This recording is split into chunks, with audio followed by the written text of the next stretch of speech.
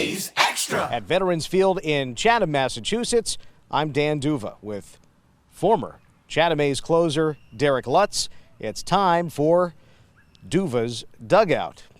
Derrik, who has been a guest in Duva's Dugout multiple times, as we were listening back to some archived interviews, Derrik, from 2005, 2006, when Derrik was here. What comes to mind having listened to some of those old chats? Oh, it just brings back really good memories, great memories of Chatham, great memories of, baseball on this field right here. This is just the place everybody wants to be, and that hasn't changed, and I love that about here. It's been fun to chat with you, of course, and reminisce the last few days, but it's also been fun for me to introduce you to a number of folks who were not around Chatham back in 2005 and 2006, and I think of all the different ways I might introduce you to someone.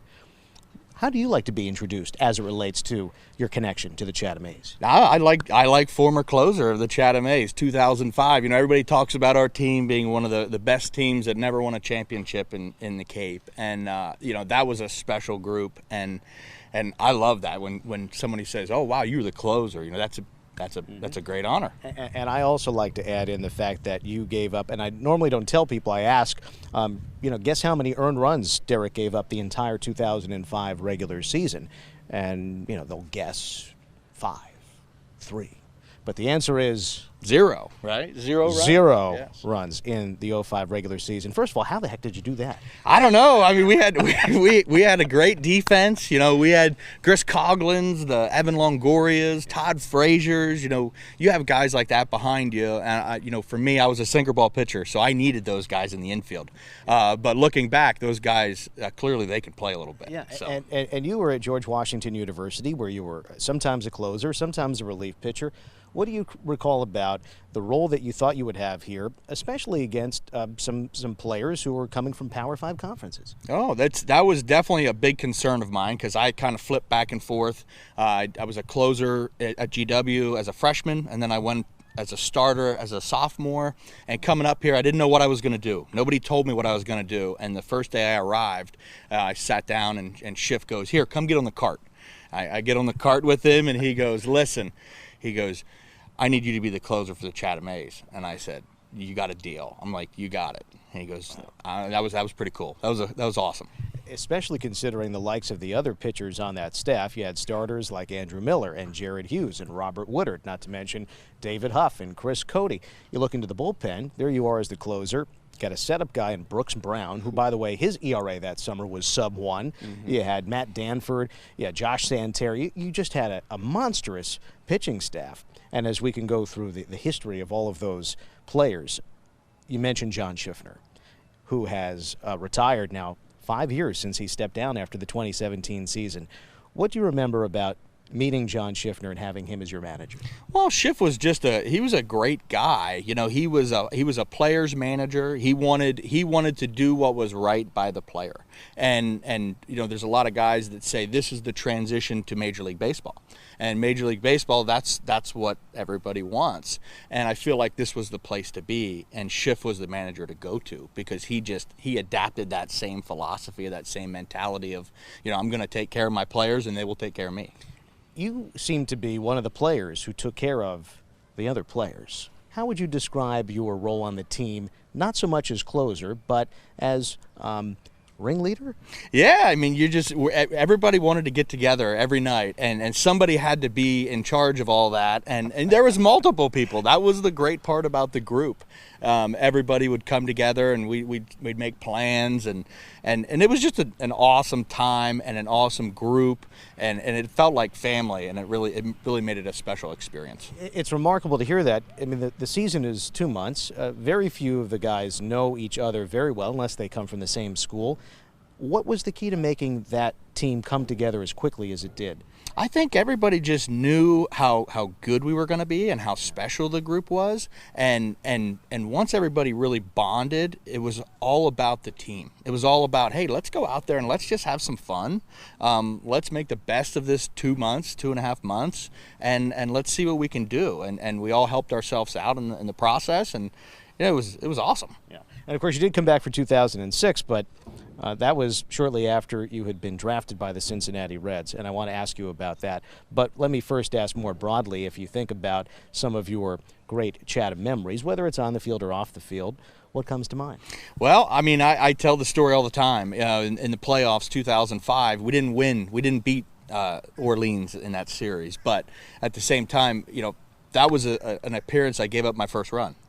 First pitch in the bottom of the ninth inning. First pitch, bottom of the ninth, right? Pill. Yes, Brett Pill, left field, right into our own bullpen. And it was a humbling experience to have, 4,000 people screaming, the field is shaking underneath your feet. And to be able to go back out for 3 innings in that game and to be able to shut them down for us to get that game 1 win was huge. And that was the experience that I'll always remember. I don't remember if I've ever asked you this before, but in the bottom of the 10th inning, with Orleans getting runners on base, there's a hard line drive to right field. Alex Presley from Ole Miss goes back. What did you think was happening? What did you see? Oh, I was nervous. That was a nerve-wracking time because we had bases loaded in that situation, and that was stressful. I thought we were in trouble, but again, like I said before, we had a group of guys behind us that would make any play for you. And as a pitcher, that's all you can ever ask for. Yeah, Presley makes the catch. Chatham goes to the 11th. Run comes home on a wild pitch. Then Josh Morris, a big base hit. Chatham wins game 1. Still, I think in all the years that I've been here, it was the most memorable single baseball game and terrific season.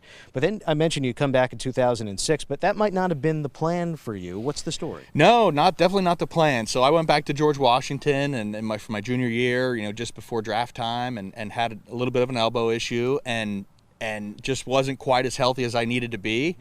Draft happened, and long story short, I had to come back here to Chatham, and I called Coach Schiff and I said, hey, I need to come back. I need to do a little draft and follow with the Reds. Is that a thing? Can we do that? He goes, absolutely. He goes, however long you need. He goes, you come back here. We'll take care of you. Yeah, and what were the few weeks like leading up to the time where you eventually did sign?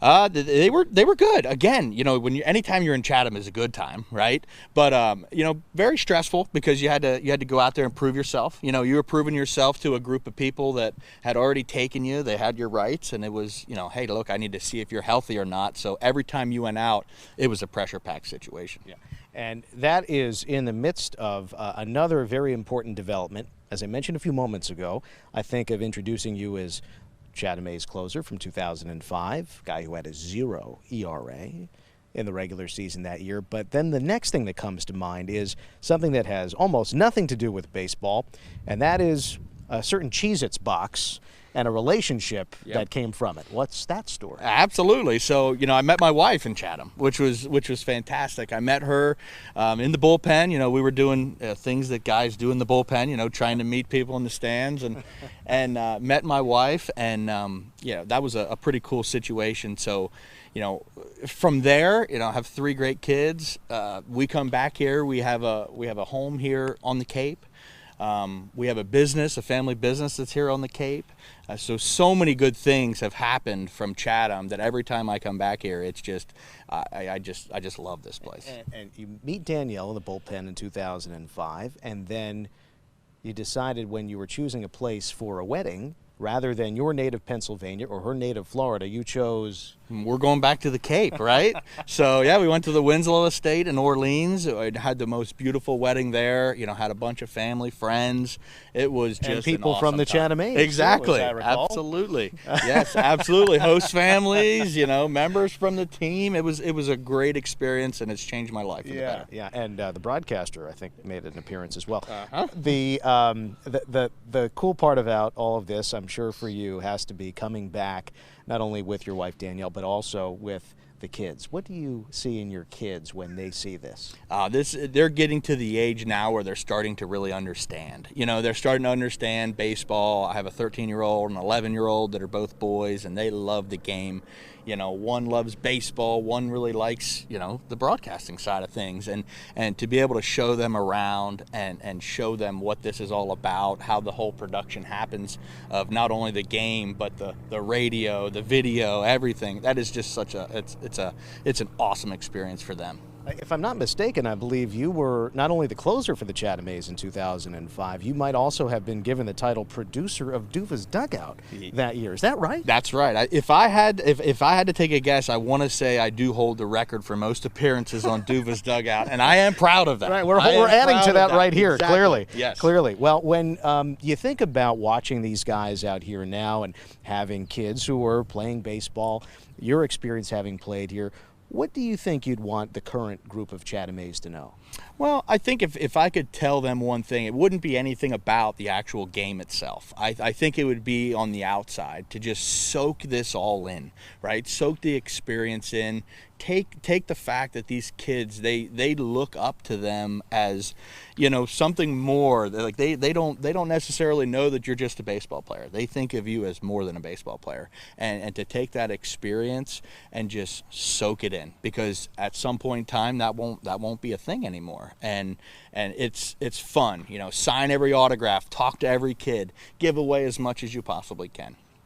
Well, truer words haven't been spoken here, other than perhaps once you get sand in your shoes, you always come back to Cape Cod. Yes, you do. There's no doubt. Yep, this is a place you always want to be.